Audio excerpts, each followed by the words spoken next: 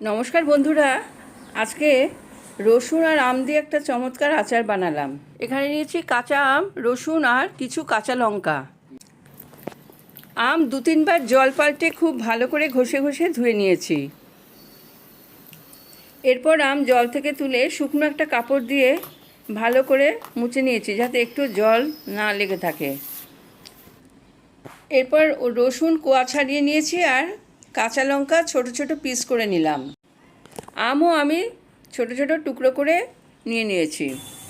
এবার মিক্সিতে অল্প একটু কাঁচা আম দিলাম, আর দিলাম রসুন, আর এরপর দিলাম কাঁচা লঙ্কা।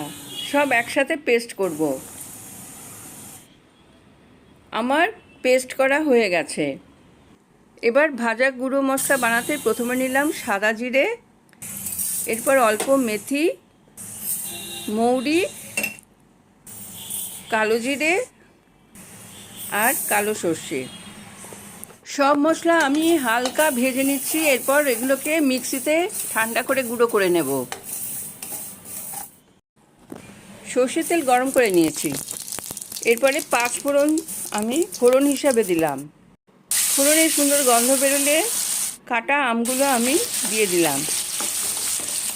প্রথমে আমি আম খানিকক্ষণ নেড়ে চেড়ে নিচ্ছি। মিনিট 3 পর আমি এবার দিচ্ছি হলুদের গুঁড়ো, তারপরে দিলাম লাল লঙ্কার গুঁড়ো। এবার নেড়ে চেড়ে মশলার সাথে আমগুলো আমি একটুখানি কষিয়ে নিচ্ছি। এরকম 2-3 মিনিট আমি নেড়ে ছেড়ে নিলাম। স্বাদ অনুযায়ী বিট লবণ দিলাম। বিট লবণটাও আমি ভালো করে মিশিয়ে নিচ্ছি। একটু পরেই আমগুলো বেশ নরম হয়ে এসেছে। এবার আমি দিয়ে দিলাম গুড়ের পাউডার। এরকম উঁচু করে 2 চামচ আমি গুড়ের পাউডার দিলাম।